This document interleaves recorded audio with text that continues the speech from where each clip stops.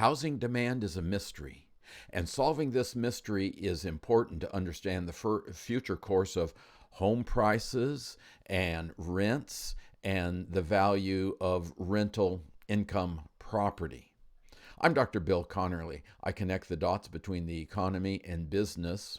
Today I'm talking about a mystery that, if Mrs. Marple had been a retired economist, Agatha Christie would have written this story, I think.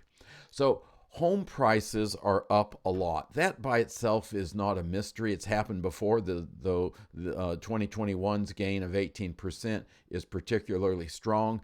And when I first saw this, I'm thinking, oh, cheap mortgage rates making houses more available, strong demand for houses as people move out of apartments.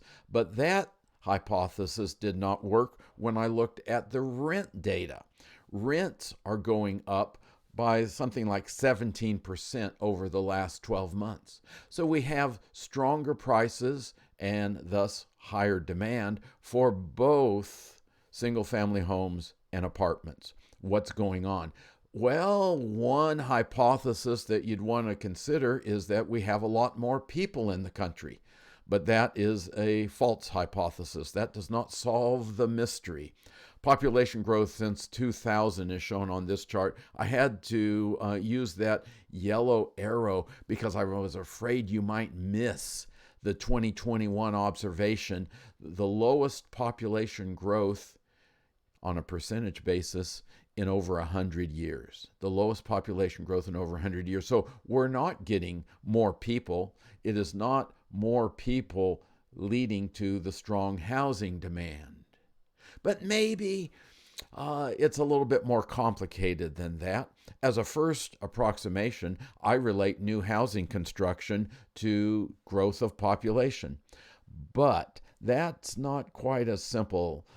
Some housing deteriorates. In general, housing lasts a long time, but there's some old housing that needs to get torn down or repurposed into, say, an office. In addition, the housing is not always located where it should be. So we have abandoned homes in Detroit and rural Iowa and people moving to Florida and Texas. So we need some new housing construction. And maybe it's this lack of adequate housing construction causing the prices to go up. But no, that's not the case. Housing starts are stronger than they were before the pandemic. So what's going on here? We've got strong housing demand. The construction of new housing is reasonably robust.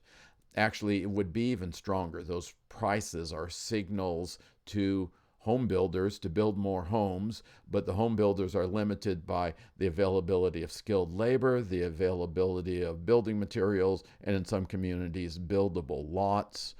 So we cannot see a big surge, but it's not inadequate construction causing this surge in home prices and rents.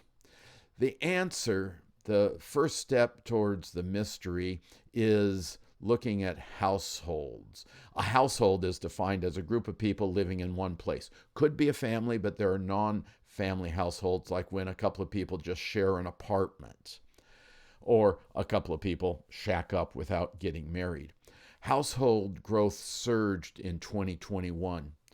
Some of what was going on was kids leaving their parents' homes in 2021.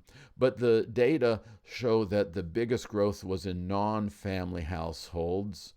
And that is like two people who had been sharing an apartment. They say, hey, we don't need an apartment together anymore. Why would that happen? Why would people abandon their roommates? They don't need a roommate. And the answer to this, I think, is disposable income is way up. You can see the spikes. Those were the stimulus checks. But if you look at the flatter trajectory after the last stimulus check, it is above the trend line from before the pandemic. So we're at a higher trend line for income, and that is because wages are higher. Jobs are readily available, and wages are higher. It turns out that when people have a choice. Many of them do not want roommates. They'd prefer to live by themselves. In addition to the income, which I believe is the biggest issue here, there is also the matter of eviction moratoria. So we had a national eviction moratorium, and some cities and states also had preventions on evictions, which mean if you don't pay your rent, you get to stay. So imagine you're not paying your rent and then your roommate leaves.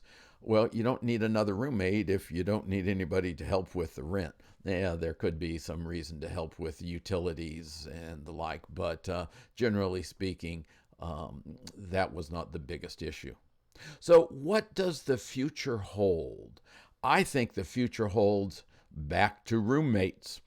First of all, we're in a high inflation environment, about 6% over the last 12 months, maybe going a little bit higher. The Federal Reserve has said it's transitory. I don't buy that if they mean transitory over a year or two. So, with high inflation, people are having a challenge filling up their gas tanks, buying groceries, and enjoying the recreational activities, and roommates look better.